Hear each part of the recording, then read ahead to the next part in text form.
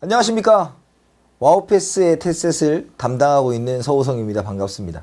이번 시간은 우리가 금융에 대한 시간이고요. 이 금융은 여러분들이 잘 공부를 하지 않으면 시사라고 생각할 수 있는 영역이지만 기본적인 기초 용어를 이번 시간에 들어 놓음으로써 이런 것들이 금융에 들어가는구나 라는 생각을 하시면 좋을 것 같습니다. 먼저 주식에 대한 이야기를 해볼게요. 주식은 자본이 분할되어 거래되는 증권이다 라는 겁니다. 그래서 자본이라는 것은 자기 자본과 타인 자본이 있는데 부채적 성격이 아니라 그 회사에 투자한 것으로 봅니다. 따라서 이 주식은 부채가 아니기 때문에 누가 가지고 있어도 상관은 없고 누가 가지고 있든 가지고 있지 않든 다 사람이 바뀌어도 그 회사에 투자한 겁니다. 그래서 이 증권이라는 것은 우리가 유한 책임을 진다는 거예요. 유한 책임이라는 것은 자신이 투자한 금액 내에서만 책임을 지면 된다 이겁니다. 예를 들어서 내가 A라는 주식회사에 투자를 했을 때 투자한 금액이 1억 원인데 그 회사가 부도가 나서 파산을 했다라고 하면 그 회사가 지고 있는 부채까지 떠안을 필요는 없고 내가 투자한 1억 원만 없어지는 것으로 생각하시면 됩니다. 간단히 말해 기업에 대한 소유권 지분을 나타내는 증서다라는 거죠. 그래서 소유권 지분을 나타내기 때문에 지분 증권이라고 하는 거고요. 가지고 있는 만큼 경영권을 행사한다 라고 보시면 돼요. 그래서 1주당 1권을 행사한다 라고 생각을 하시면 됩니다. 따라서 회사가 거둔 이익에 대해 배당을 받을 수 있으며 회사의 주요한 사항을 의견하는데 주식 지분만큼 참여할 수가 있다 라는 거죠. 그래서 배당의 권리를 가지고 있다. 그래서 주식 같은 경우는 우리가 만기나 이자율 같은 것들은 존재하지 않습니다. 존재하지 않아요. 왜냐면 회사는 기본적으로 영원기업, 지속적으로 있는 것들을 가정하기 때문에 주식을 가지고 몇 년 뒤에 상환해야 된다 이런 거 없고 이자율도 없습니다. 다만 배당을 받을 수 있고 배당이라는 것은 그 해의 단기 순이익에 대하여 돈을 받을 수 있는 정도로 생각을 하시면 될 것 같고 시세 차익 일반적으로 주식을 하시는 분들이 주식을 무릎에서 사서 어깨에서 팔아라 이런 얘기가 나오는 게 싸게 사서 비싸게 팔 때 그것을 우리가 시세 차익이라고 생각을 하시면 됩니다. 시세 차익 있다라는 거예요. 기업은 주주가 선출한 이사회에 의해 통제된다. 주식은 이익배당 및 자녀재산 분해에 참여할 수 있다. 단 자녀이익에 정해진 금액만큼 배당받는 우선주의 경우 의결권이 제한된다 라는 거예요. 그래서 우선주라는 것은 기본적으로 주식을 가진 사람들은 그 회사가 이익이 나면 돈을 배당을 받을 수가 있지만 그렇지 않은 경우 회사가 손실이 난 경우에는 배당을 받지 못할 수도 있는데 이 우선주라는 것은 일종의 정해진 배당을 먼저 받기로 약속을 한 겁니다. 따라서 어떤 책에 보면 채권의 성격을 더 많이 가지게 되고요. 우선주 같은 경우는 일종의 배당을 먼저 받기 때문에 경영권에 제한을 두기도 합니다. 물론 내가 받기로 한 금액을 포기한다면 경영권에 참여할 수도 있습니다. 그래서 우선주라는 단어가 있고 이와 대비되는 일반적인 성격의 주식을 보통주라고 한다라는 거고 따라서 주식의 가격은 예상되는 미래의 배당 모형의 현재 가치와 같다라는 겁니다. 그래서 요즘에 나오는 게 뭐냐면 중강형, 약형은 됐고요. 여기서 뭐가냐면 효율적 시장 가설이라는 게 있죠. 효율적 시장 가설. 그래서 효율적 시장 가설은 기본적으로 시장에 있는 정보들이 주식에 다 반영되어 있다라고 얘기하는 거고 랜덤워크라는 것은 뭐냐면 랜덤워크는 갈팡질팡이에요. 그러니까 어떻게 갈지 모르겠다라는 걸로 얘기하는 단어 정도로 생각을 해두시면 될 것 같습니다. 그래서 많이 나오는 것들 중에 하나가 우리가 이 주식에서 주주총회와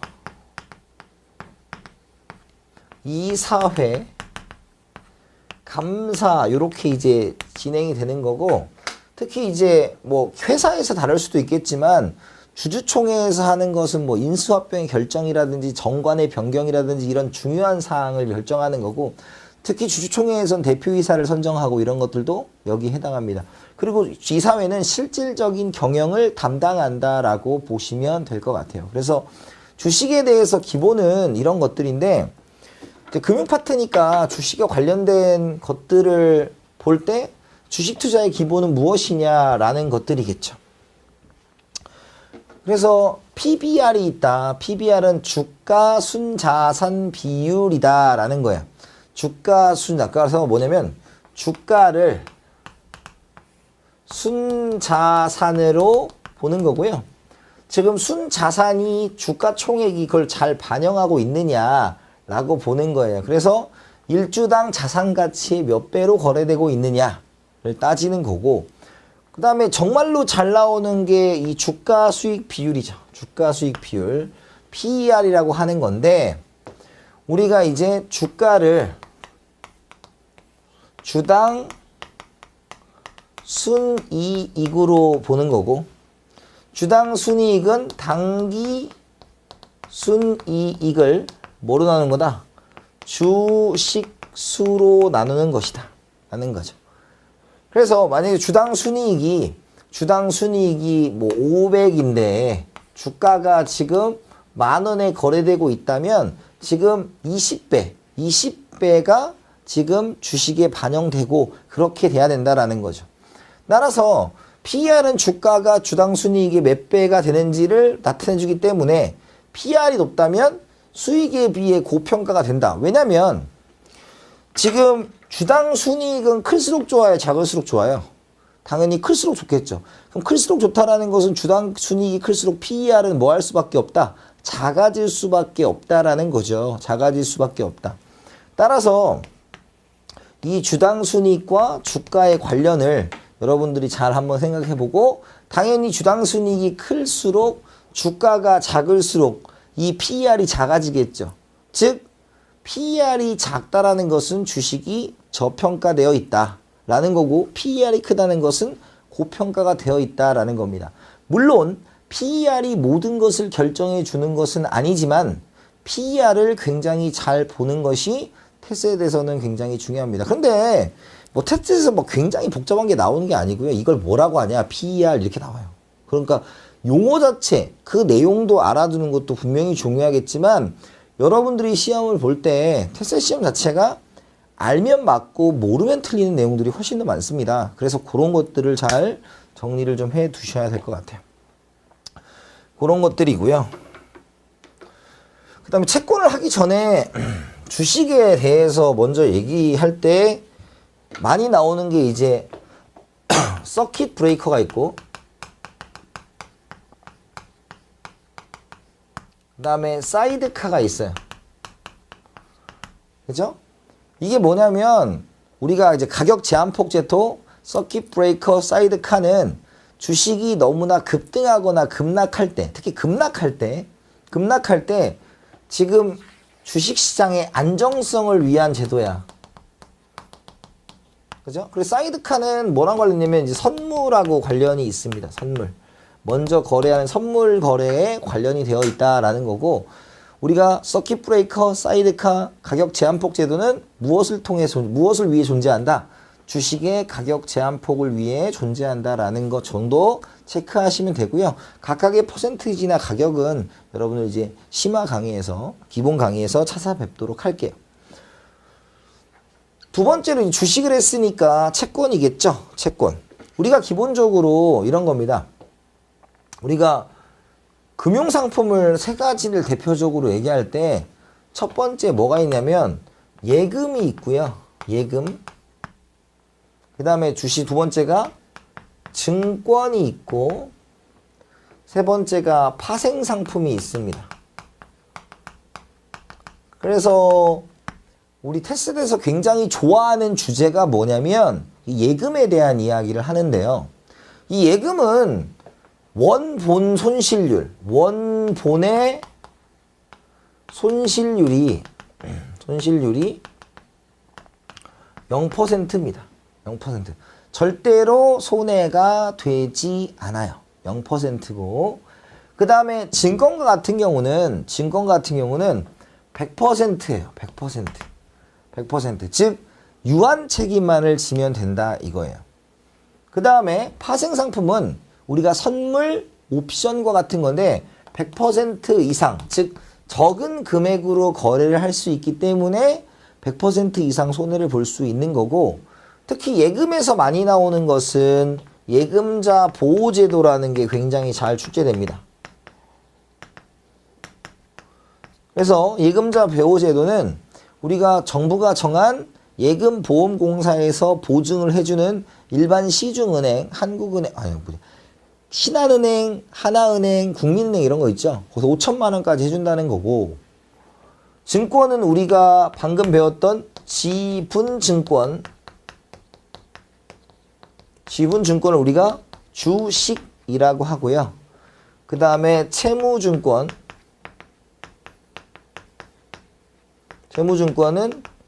채권이라고 하는 거죠. 지분증권과 채무증권이 있다라는 걸로 보시면 되고, 이 증권이라는 이름으로 둘이 있다는 것을 생각해 보셔야 되고, 얘는 아까의 선물, 옵션 같은 것들이 여기에 해당한다라고 보시면 됩니다. 그래서 첫 번째는 우리가 지금 주식에 대해서 봤고요. 두 번째는 무엇에 대해서 볼 것이다? 채권에 대해서 볼 겁니다. 채권은 정부, 공공기관, 기업 등이 비교적 장기로 불특정 다수의 거액의 자금을 조달하기 위해 발행하는 일종의 차용 증서다라는 겁니다. 그래서 지금 정부, 공공기관, 기업이니까 정부에서 발행하면 국채고, 공공기관에서 발행하면 공채고, 기업에서 발행하면 사채입니다. 사채. 그래서 회사채를 줄여서 사채라는 표현을 써요. 그리고 아무나 발행할 수 있는 것이 아니라 법률이 정한 단체만 발행을 할 수가 있습니다. 법률이 정한 단체만. 그리고 일종의 차용증서다라는 거예요. 일종의 차용증서다. 일종의 차용증서라는 것은 결국 우리가 이제 부채에 해당한다라는 거겠죠. 부채. 그래서 뒤에 가면 부채 비율이라는 거 얘기 나오는데, 채권은 부채이기 때문에 언젠가는 갚아야 된다. 만기와 이자율이 있다라는 거예요. 그래서 채권은 만기가 되면 채권에 표시된 원금을 상환한다. 또 정해진 기간마다 약정된 이자를 지급한다라는 겁니다. 약정된 이자를 지급한다라는 거예요.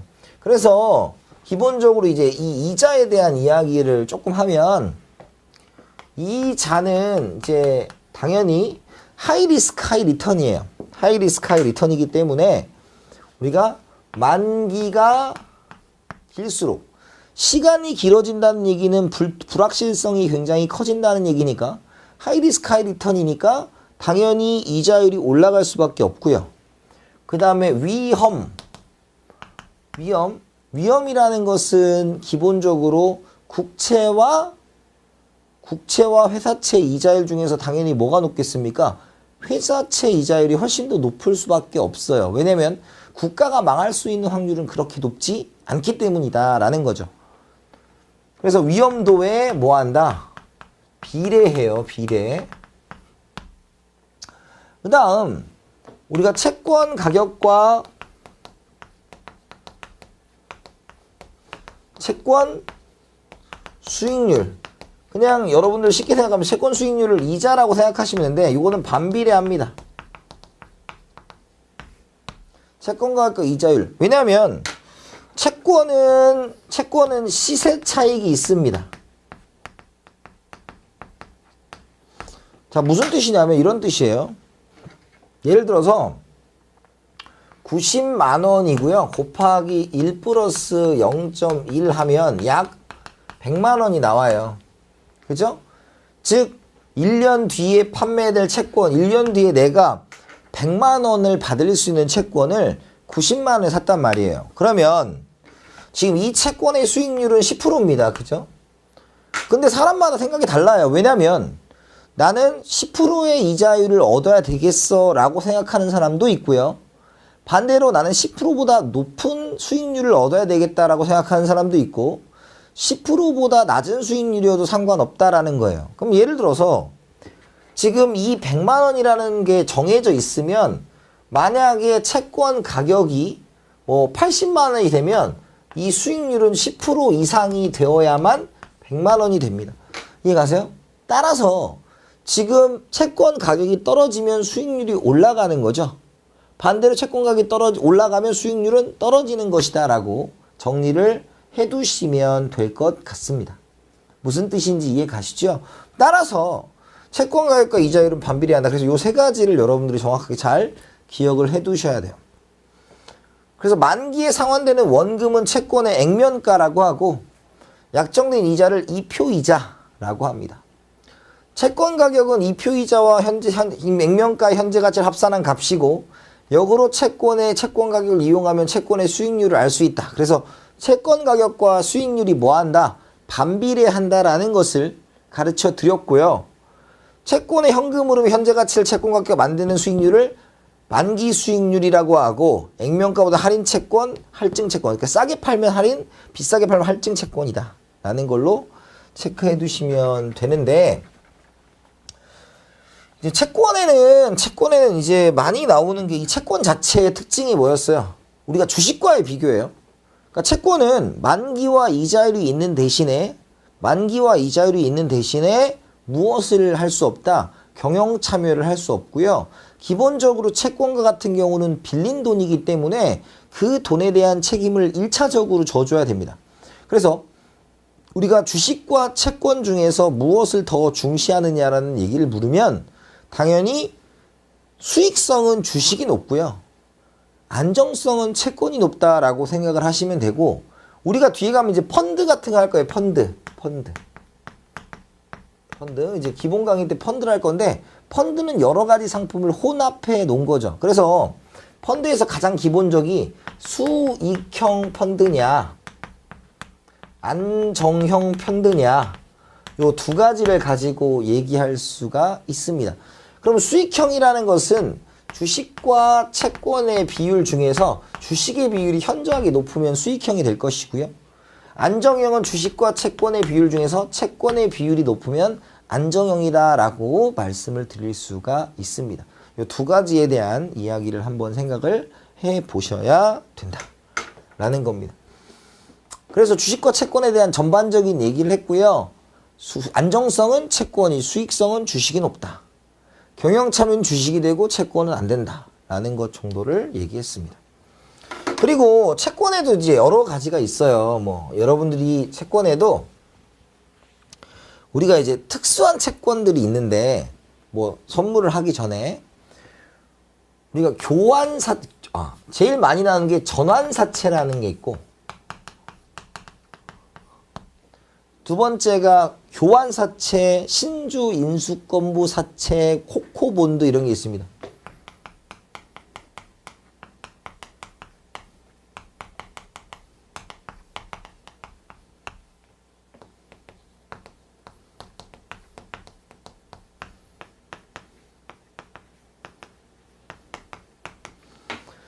근데 시험 문제에 조금 좀 내용을 물어보는 건 요 전환사채하고 코코본드는 조금 많이 물어봐요. 근데 신주인수권부와 교환사채는 단어의 뜻 정도만 여러분들이 판단하셔도 뭐 큰 문제는 없을 것 같아요. 뭐 예를 들어서 삼성이 채권을 발행한다고 하면 그 채권을 안 살 사람은 없을 거예요. 왜냐하면 채권이라는 게 굉장히 안정적인데 삼성이라는 기업이 망할 가능성이 그렇게 높지 않다고 판단하기 때문이죠. 그런데 예를 들어서 되게 조그마한 회사가 채권을 판다 그러면 그 회사가 사는 채권을 우리가 사기가 조금 겁날 수도 있죠. 그러니까 조건을 붙이는 겁니다.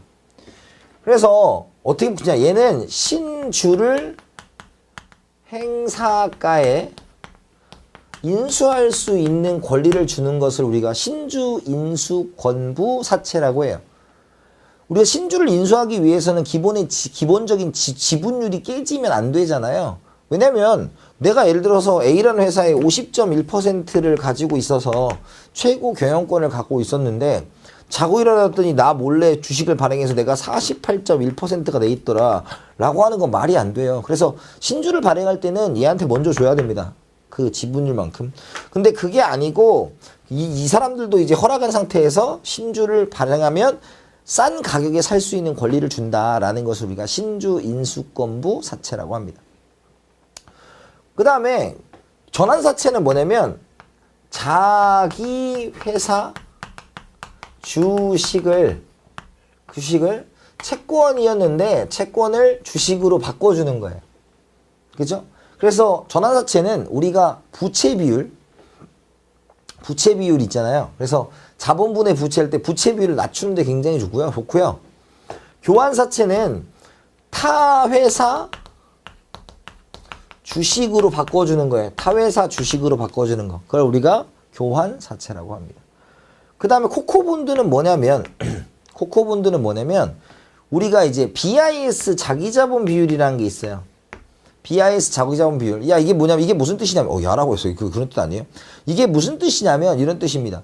은행이라는 것은 우리가 이제 기본적으로 상업은행과 투자은행이 있어요. 그런데 상업은행도 일반적으로 돈을 벌고 싶어 합니다. 그래서 위험 자산에 투자를 하려고 할 수밖에 없어요. 이해가세요? 그런데 문제는 그렇게 투자를 하다 보면 문제가 발생한 것이 서브프라임 모기지였다는 거죠. 그래서 그때 상업은행에 과도한 투자를 막겠다라고 만들어낸 게 볼커룰이라는 거예요. 볼커룰. 그래서 기본적으로 위험 자산, 우리가 자산 중에서 자산은 우리가 자본 플러스 부채입니다. 근데 은행 같은 경우는 지금 예금 자체가 부채예요. 그죠? 은행은 우리가 돈을 맡겨놓고 그 돈을 운영해서 수익을 창출하고 그걸 우리에게 이자율로 줘야 되는 거잖아요. 그 부채가 뭐냐면 우리의 예금이에요. 그걸 가지고 사업을 하는 거고 거기에서 이제 자기 자본이 있을 거 아니에요. 자기 자본이 8% 이상 돼야 돼. 근데 코코본드 같은 경우는 이런 거예요. 쉽게 말해서 부채, 본드니까 처음에는 채권으로 발행을 하는데 어느 시점이 됐을 때 경영이 어려워지고 부채 비율이 너무 높아져서 그 기업이 흔들리게 되면 자본으로 강제 편입하는 겁니다. 그래서 금융의 안전성을 높이는 기능을 하는 것이 코코본드고 이 두 가지에 대해서는 굉장히 잘 출제되니까 여러분들이 한번 살펴보셔야 돼요. 뭐 이것도 나중에 같이 하도록 하겠습니다. 뭐 이런 것도 있고요. 특히 또 이제 그런 것도 있어요. 우리가 이제 외국채라는 게 있어요. 국제채권에서 외국채와 유로채가 있고 그것을 이제 우리나라 사람이 미국 가서 발행하냐, 뭐 미국 사람이 우리나라에서 발행하냐, 그 나라의 통화의 효력을 통제를 받느냐, 통제를 받으면 우리가 외국채 아니면 유로채 뭐 이렇게 표현하는 것도 있고 뭐 딤섬 본드, 판다 본드 뭐 이런 것들이 있거든요. 그런 것들 한번 나중에 단어 정도만 출제되는 거 보셔야 됩니다. 이제 주식, 채권 봤으니까 이제 뭘로 가야 된다? 선물로 가야 되겠죠. 선물은 어떠한 금융자산을 미래 특정 시점에 특정 가격으로 사고 팔기로 약정하는 거래를 말한다라는 거예요. 예를 들어서 지금 1달러에 1,000원인데 내가 수출업자란 말이에요. 그럼 수출업자는 내가 무엇을 가져올 예정이야? 달러를 보유를 할 예정이에요. 달러를 보유할 예정이에요. 그쵸? 그런데 달러를 보유한 입장에서 달러 가치가 올라가야 유리하겠어요? 떨어져야 유리하겠어요? 당연히 달러를 보유하고 있는 상황이니까 달러가 올라가는 게 유리하죠. 그런데 떨어질까봐 불안한 거예요. 그래서 미리 정해진 가격 1달러에 1,000원인데 1달러에 이게 떨어질 수도 있으니까 1달러에 1,000원에 그냥 약정해서 거래를 해버리는 걸 선물이라고 합니다. 여기에는 통화도 있고요. 농산물도 있고요. 자원도 있고 여러 가지 것들이 있습니다. 선도 계약과 유사하다. 일반적으로 선도 계약이 장외에서 거래 당사자들이 직접 계약하거나 아니면 딜러나 브로커를 통해 거래가 이루어지는 점에 비해 선물은 정형화된 거래소를 통해 주고받는다라는 거예요. 자, 무슨 뜻이냐면 먼저 선도라는 게 있어요. 선도는 먼저 거래하는 겁니다. 뭐 예를 들어서 우리가 배추 가격을 흥정하려고 하는 거예요. 배추 가격을 흥정하려고 해요. 그러면 예를 들어서 한 포기에 지금 뭐 4,000원 정도 한다고 쳐요. 그런데 이걸 가지고 농부와 상인 간의 생각이 조금 다릅니다. 농부와 상인 간의 생각이 좀 달라요. 왜냐면 농부는 가격이 뭐 할까봐 걱정이고 가격이 떨어질까봐 걱정이고 상인은 가격이 올라갈까봐 걱정이니까 예를 들어서 한 폭에 4,000원인데 농부가 4,500원에 서로 간에 마음을 맞춰서 계약을 뭐 100만 포기를 했다고 쳐요. 그죠? 그래서 미리 거래하는 거 1년 뒤에 우리 이런 계약을 합시다라고 계약금을 주고 받습니다. 근데 여기서 이제 문제가 발생해요. 한 포기에 14,000원 되면 어떤 일이 벌어질까요? 농부가 도망가요. 그죠? 농부가 도망간다고? 한 포기에 400원 되면 어떻게 될까요? 상인이 도망가요. 그러니까 강제할 수 없어요. 이해 가세요? 강제를 하기가 힘들다고요. 즉 이것의 계약에 대한 채무 불이행을 했을 때 효과적으로 그것을 잡기가 쉽지가 않아요. 그래서 그것을 조금 더 표준화하고 거래의 안정성을 두기 위해서 정해진 거래소, 직접 만나서 다이렉트로 거래를 트는 게 아니라 정해진 거래소에서 거래를 하자고 하는 것이 선물입니다. 그래서 선도 계약을 공식화 표준화한 거다라고 생각을 하시면 돼요. 메이 포지션, 롱 포지션 단어도 알아두시죠. 롱 포지션은 사는 겁니다. 사는 거. 만기일의 상품을 매입하기로 한 거고 거꾸로 매도 포지션, 수 포지션. 그러니까 매입은 사들이는 거고요. 매 돈은 파는 거예요. 그래서 롱, 숏 이렇게 보시면 되죠. 그렇죠? 선물은 실제 매매가 이루어지는 것이 아니고 미래의 약속을 주고받는 것이기 때문에 대금의 수수가 이루어지지 않으며 거래에 큰 자금이 필요하지 않다. 하지만 증거금을 예치해야 되며 거래 계약에 대한 이익이나 손실에 대해서 일일정산을 해야 된다라는 거예요. 그럼 일일정산이 뭐냐 이런 거예요. 쉽게 얘기하면 우리가 주식도 선물을 할 수 있잖아요. 선물. 그러니까 여러분들 이제 뉴스에 보면 우리가 선물 계약을 했을 때 선물에 대해서 돈을 번다라는 건 이런 뜻이에요. 모두 다 선물 계약으로 돈을 벌 수 없어요. 왜냐하면 이런 거겠죠. 어떤 사람이 주식을 이게 쉽게 말하면 선물의 원리는 이런 거예요. 단순하게 그리면 예를 들어 이게 주식이라고 하고 수익이라고 했을 때 수익이 플러스가 있고 마이너스가 있겠죠. 그래서 여기가 뭐야? 주가가 되는데 주가가 10,000원이에요. 10,000원. 주가가 10,000원인데 주가 이 사람이 10,000원에 한 주, 하나 단순하게 한 주를 사기로 했다고 쳐요. 그러면 10,000원인데 만약에 지금 우리가 롱 포지션은 뭐라 그랬어? 매입이고 숏 포지션은 매도였죠. 따라서 만약에 지금 10,000원에 사기로 한 사람은 이렇게 되는 거죠. 그래서 롱 포지션 사기로 한 거는 어때요? 10,000원보다 올라가도 내가 10,000원에 사기로 했으니까 뭐 상관이 없는데 반대로 이렇게 되겠죠. 숏 포지션 팔기로 한 사람은 얘가 돈을 버는 만큼 얘가 그 약속을 이행해 줘야 되기 때문에 돈을 드릴 수밖에 없는 거예요. 따라서 선물에서는 모두 다 돈을 번다는 것 자체가 말이 성립하지 않아요. 그러니까 모두 돈을 벌 수가 없는 구조예요. 이해가세요? 모두 돈을 번다는 게 말이 안 된다고요. 그것을 우리가 뭐라고 한다? 이렇게 생각을 하시면 되는 거예요. 그래서 이번 시간에 금융에 대해서 기본적인 걸 살펴본 거예요. 첫 번째 뭐 봤습니까? 주식에 대해서 주식이 무엇인가에 대한 이야기를 해봤고요. 두 번째가 채권에 대해서 얘기를 해봤고요. 그 다음에 세 번째는 우리가 선물에 대한 얘기를 해봤죠. 그리고 네 번째는 옵션에 대한 얘기를 했어요. 그거 말고도 뭐 이자율에 대한 이야기도 굉장히 다양하게 존재할 수 있고요. 특히 이쪽은 여러분들이 깊게 파고드는 것도 물론 중요하지만 기출문제 쪽을 여러분들이 정확하게 익혀서 여러분들의 것으로 만드는 것이 훨씬 중요한 부분이라고 말씀드릴 수가 있어요. 빙산의 일각이에요. 뭐 리치도 있고 뭐 펀드도 있고 여러 가지 있지만 그런 것들은 본격적인 본 강의에서 다뤄보기로 하고요. 여기는 간단한 주식, 채권, 선물, 옵션에 대한 이야기 정도로 마무리를 할 테니까 한번 쭉 읽어보시고 접근할 때 다음에 이런 것들에 대한 집중도를 가지시길 부탁드리겠습니다. 아시겠죠? 수고하셨고요. 다음 시간에 찾아뵙도록 하겠습니다. 감사합니다.